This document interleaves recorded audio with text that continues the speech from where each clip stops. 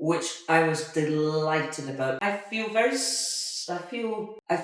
this generation of students. It spans, I think, nearly 30 years by now.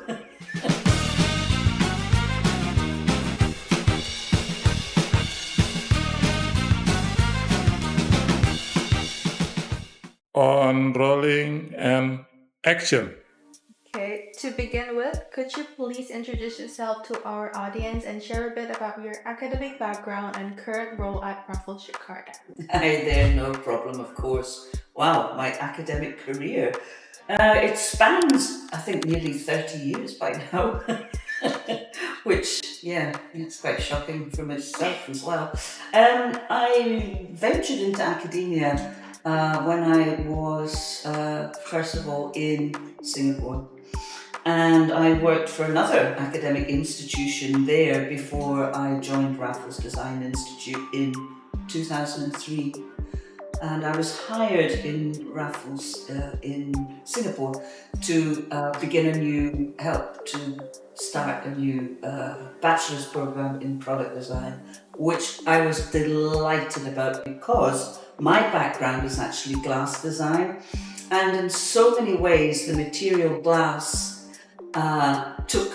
led me into further design fields, I would say crossovers into, in a way, product design, in terms of lighting design, in terms of furniture design. I had my own studio in Scotland for about 7 years prior to moving to Singapore.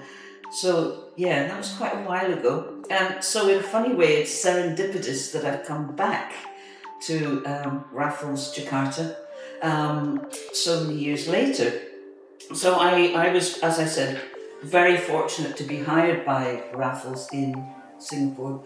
And the challenge at that point was that, of course, fashion is what makes Raffles as a global institute at the sort of forefront of design. However, because my field is very much, I would say, as I sort of stated, it started with glass, but then that took me into things like furniture design, lighting design, and jewellery design, actually. So when I was asked to assist with setting up the new product design bachelor's in Singapore, it was such an amazing opportunity to connect my professional training, merging with academia, and then moving into the field of building academic teams, writing curriculum, etc., but that came much later. I think I have an absolute love of teaching, which came initially from my mother. She was a primary school teacher. So I always respected my mum and her career, so maybe there's an aspect of that. So that's how I started academia, actually. Oh, that's not quite true. I did give one one talk when I had my own studio as a glass practitioner in Edinburgh. I kept in close contact with my alma mater, University of Edinburgh College of Art. So maybe it was after that talk when I was, working full time as a glass practitioner, and I thought, I quite like this. But really full time, I would say it was Singapore. Okay. So here, you spent more than 2 decades shaping design education across Europe, Asia, and Africa. Yes. What originally inspired you to pursue an academic career in design? Well, that probably feeds back to what I kind of said. I think what's happened is that as a child, I was very fortunate. My parents and my brother and my sister, we travelled a lot across the world, and I think that probably helped shape my views in terms of design, but also into academia. So I think hopefully I answered some of that in the last question. Yeah. I'm not quite sure. Okay, so next question. Sure. You've worked both as a practitioner and an academic. Yes. How has that dual perspective influenced the way you mentor students today? I feel so utterly blessed in my life. I've been able to pursue my own practice as a designer, and through that, I believe as an individual, not just as an academic, as a designer, I feel that I've kind of grown a lot and learned a lot, and I believe I learn a lot each day. I learn from students. I learn from different countries where I've been living and teaching, and I just love design. That's all I can say. It's something that I'm absolutely passionate about. And through the initial kind of discovery of glasses and material, because materials now are such an important thing in the year 2025. So my kind of passion for materials, sustainability, regenerative design, research, etc. So I think I'm at a point in my career that I love research. And why do I love research? Because if we don't embrace the problems in the world, then I believe as designers, in a sense, we're not doing our jobs. I believe designers now have a real job that is a priority to be completely responsible designers. And when I talk about materials, what I mean is that we're at a point whereby we have to be responsible when it comes to selecting materials. We have to be responsible for product lifespan, etc., because it's impacting, the world very negatively at the moment. So we need to buckle up and be responsible, I think. Okay, so next question. It's more like an academic and future-ready kind of question. Okay. So, with rapid changes in industry, technology, and also sustainability, what skills do you believe today's students must develop to remain future-ready? I feel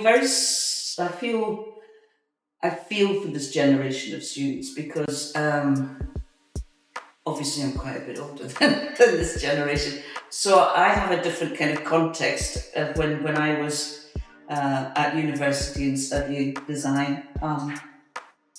We didn't have smartphones, we didn't have the internet, we didn't have all of the things that I believe this generation just it's normalized. The minute that this generation is getting up, they're looking at their phones, etc.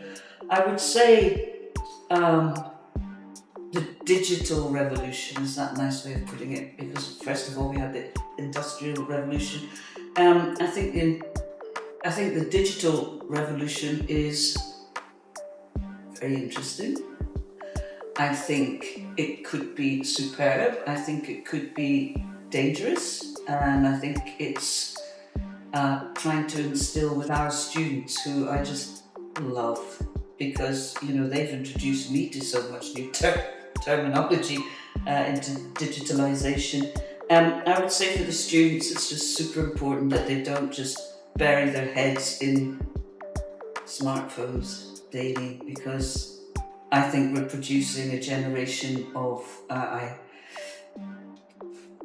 youngsters who rely too much on information that might not be accurate, and that scares me actually as a senior academic, because somehow or other we've got to nurture this younger generation, somehow encourage them to have their own thoughts, to be confident in what they've learned here, and to be able to communicate their ideas without being judged by somebody on Facebook. I mean, I really feel for this generation, because my generation, we just didn't have that kind of, what's the word? It's not even exposure. It's a kind of being in a situation where other people can criticize, and that's horrible. None of us have the right to criticize anybody, ever. So, it concerns me. I think AI, wow, I think we're all at the same point of view that absolutely we've got to accept it and go with it. But also, I believe to share with the youngsters, the students, that, AI is like this, it's a tool. And I believe at at Raffles, not just at Raffles, but myself as a practitioner, researcher, academic, we have to keep things into perspective and not get carried away with drama. And I think, as long as we understand that, the pen and paper, the pen was a tool, the phone's a tool, AI is a tool, but my gosh, we've got to be very clear about the benefits, because I think there's so many benefits for AI, but we've also got to be very aware of its limitations in a way. Yeah. Okay. So next question. Sure. How important is interdisciplinary learning today, and how does Raffles Jakarta encourage students to think beyond their core discipline? Okay, that is an excellent question, and I'll tell you why I think it is an excellent question. As designers, we cannot just stand on our own, yeah? And in reality, we function well as human beings within a group, and I think from that viewpoint, just as kind of humans, it's essential, I believe, that our students learn their area of specialism. But I also believe it's very healthy to expose them to how other design students think. Because the process of design, as in the different steps of the design process, are the same. But if we have fashion design students and visual communication students and multimedia students, product design students, jewelry design students, the methodologies and the thinking, creative thinking, is the same steps, but how they apply that to their area of specialism is quite different. So to be able to set projects where students learn from each other is actually really important. And so, for example, just very quickly, I set one project I remember years ago, and it was at Raffles in Singapore, where we had a group of students who were definitely international. And so I just set the project, and it was for product design, and the project was to focus on the sense of eating. So obviously within that studio, in that room, we had students that some of them ate with their hands, some used chopsticks, some used fork and knife. So essentially to be able to nurture the sense of global awareness, global cultural understanding, it should never actually be about cultural differences. I believe it should be about cultural similarities. And the second that we change that thinking and we change the narrative, then, we're all learning. So that was quite a long answer, but I think it's absolutely essential to have cross-discipline. I agree. Okay. We're moving to the next question. So, you've worked with many respected design institutions globally, right? So, from your personal and professional perspective, what made Raffles Jakarta stand out to you? Wow, and again, that's a really good question. So, having lived in Singapore for 14 years, having lived in Sri Lanka for 7 years, having spent some of my childhood in Kenya, and then visiting back for my studies, my Masters of Philosophy, field research. I spent some time in Kenya there, as well as being a lecturer there in product design for a short period of time. I think coming back to this part of the world is just a gift from the universe. I'm vegetarian, I love spicy food, and I love to travel, and I love to integrate with different cultures, but not just different cultures, just to kind of understand cultural values, cultural heritage. And Jakarta, I had never lived in Jakarta. In fact, I hadn't visited Jakarta before, but in some ways the city itself is so much more vibrant than some of the bigger cities that I've lived in the past. And I think there's a huge opportunity. The location of Jakarta gives us a natural opportunity, I believe, to really respond not just to Indonesian culture, but Southeast Asian culture. And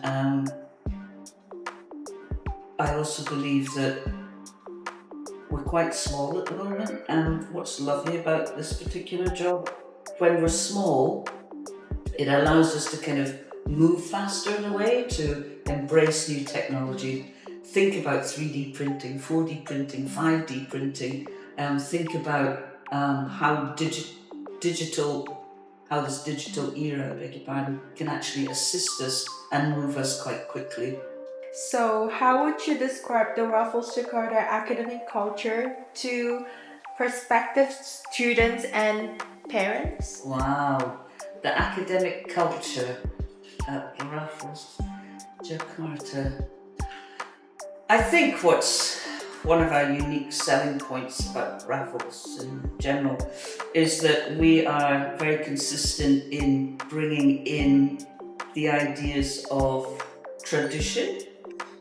So attention to detail, longevity, value, luxury, whether it's fashion or whether it's furniture or, those principles, I believe, are unique to Raffles. I mean, there are, of course, other institutions, but I think what's very valuable and unique for us here is that we're actually focusing on these very traditional principles, which, ironically, in fashion, for example, luxury used to be the luxury principles in fashion considered certain things like materials, attention to detail, repair, and longevity of the particular, item of clothing.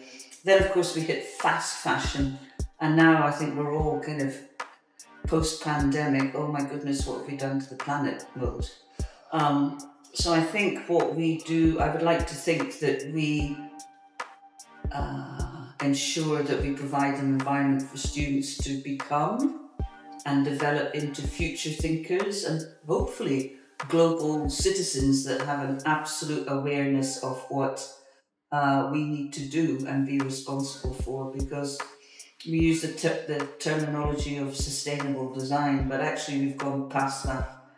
When we talk about sustainable design, we talk about, how can we reuse this or reuse that? But at some point, I believe we all, whether it's politicians, higher educators, all through the school educational systems, and it doesn't matter whether it's West or East, because we're all on the same planet. And I just believe that we really need to start taking care individually, because it starts at home, but then obviously, particularly here in a higher education institution that focuses on design and values, principles that are traditional, somehow we need to merge these traditional principles and values with, this digital, scary for me, my age group, but also very exciting. Like, how can we utilize tradition, values, luxury, materials, and the onslaught in a way of the digital world and the digital revolution.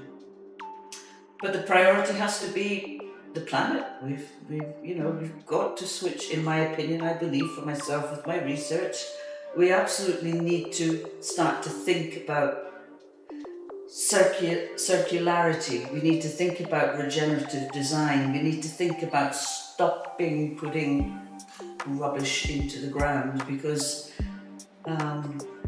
it's affecting all of us, and I think we need to just sit up and be a bit more responsible and stop pretending that global warming isn't happening, because it is.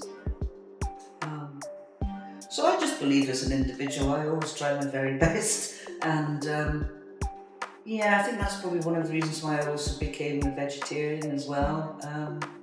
I deeply care about the planet, and animals. Yeah. Okay. So, in your view, what are the key differences that set Raffles Jakarta apart from the other institution in Indonesia and the region? Mm-hmm. Raffles Jakarta, wow, and Raffles, we're always going to be really unique. And I believe the reason that we are unique is that we've got real talent in our academic team. And it's so important to inspire our academic team, to grow our academic team, to ensure that they're happy in their areas of whether it's industry, academia, research, because if the academics aren't kind of constantly being motivated and researching and look at trends and doing this and doing that, then I imagine the students probably wouldn't be that inspired. and I think we're so lucky. I keep saying this because I believe I'm really blessed that we have opportunities to really just kind of discuss issues with our students, discuss issues as an academic team, disagree on many things, which we do because that's what we do. We think critically and we try to find solutions. And I think critical thinking is a massive, value that we hold here dearly in the Raffles group, but absolutely here in Raffles Jakarta. And like I said, because the numbers are quite small just now, because I believe we're really going to grow in numbers and also development of programs. And it's just super exciting, yeah. Okay. So, what kind of learning environment can students expect when they join Raffles Jakarta? Fabulous building. The campus is amazing, and I'm not just saying that because I have actually taught obviously in a few different places in the world. And so the campus itself, I think, reflects what we do here. It is high-end, premium, higher education in design and business. So I think that shows straight away with the location, the building itself, the space, the interior, and the facilities that we're also building up a bit more on. And I think the students can look forward to a lot of interesting discussions with the lecturers and with their peers. They'll look forward to meeting some lifelong friends, I imagine, as well. And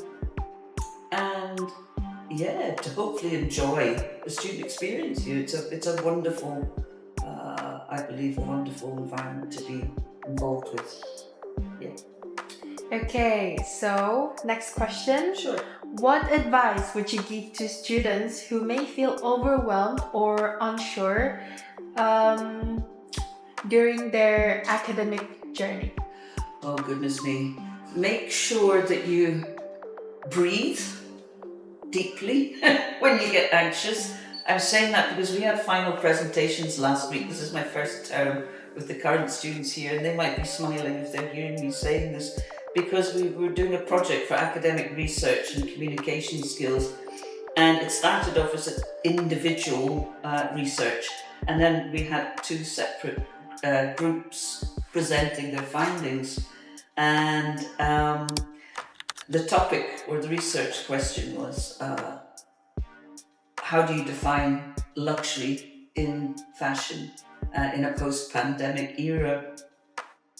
And I walked in there and we were just trying to get things organised for them presenting their work, and they were so quiet, they were so tense. I said, okay, let's just stop. And they just looked at me and I said, come on, stand up everybody. So everybody stood up, including me, and we just did really deep breathing exercises, which I've never actually done in class before, but it worked because it just made everyone feel a bit more relaxed. And that particular module, academic research and communication skills, so it wasn't just the research aspect of it, it's about communication. How did the students own their space when they're presenting their findings and research. Anyway, we had such a laugh that day, and they did such a good job in their presentations. But yeah, I think it's so important as well not to take things so seriously all of the time. I mean, life's too short. I'm saying that now because I'm a particular kind of age now, but I think it's so important that the students have fun. Okay, so in your opinion, how important is curiosity and self-initiative in shaping a successful academic and career path? Okay, curiosity and? Curiosity and self-initiative. Oh, both essential. I think if you're not curious, you won't have the drive to sort of push your curiosity. I mean, you need to be curious, and because with being curious comes everything else that will help students, I believe, reach their goals, reach their potential. Curiosity, definitely. Yeah. So, okay, before we wrap up, sure. Is there anything exciting coming up at Raffles Jakarta? Upcoming initiatives, events, or developments that you'd like to share with our audience? Absolutely, yes. So looking forward to the year 2026 and onwards. We, as a team here, the academics, marketing, we're really pulling together some ideas of new programs. I can share that with you. Not just new programs as in long programs. So we're introducing an MBA, Master of Business Administration, beginning we're aiming for April. That's where the word aim came from. And also we're introducing Masters in Design, which I am so excited about. So I'm definitely going to be teaching on that.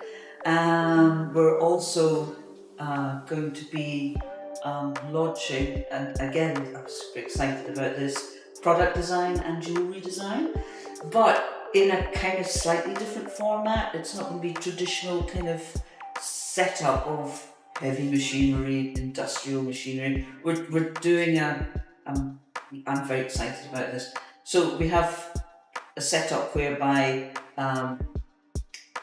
the students will be able to produce prototypes, let's say, whether it's a piece of furniture, jewellery, etc., and then linking up with industry. So we do the prototyping here, the creativity, the critical thinking, and 3D printing, etc., but then we link up with industry partners. And then obviously in particular modules we can set competitions and select the winning design, and then that can be showcased and manufactured, say a piece of furniture, for example. Okay, one last thing. Short courses as well. I think about short courses and open house. That's all happening in 2026 as well. If you could leave our student with one message about learning, growth, and success, what would it be? Last question. Is it one sentence, one word? One sentence? One advice, no? I think advice for students is just... One message. One message for students. Just always be curious. And please try not to let the world, push you around to make you think this or think that. Have faith, I don't know if that's the word. Trust yourself. Trust your gut, I would say. And don't let anyone push you around. You stick to your guns. You find your support in your, student groups. You find your support with your lecturers, your family, and just get out there and show them what you're made of, and we'll support you all of it. Okay, thank you so much. That's it for today. Thank you.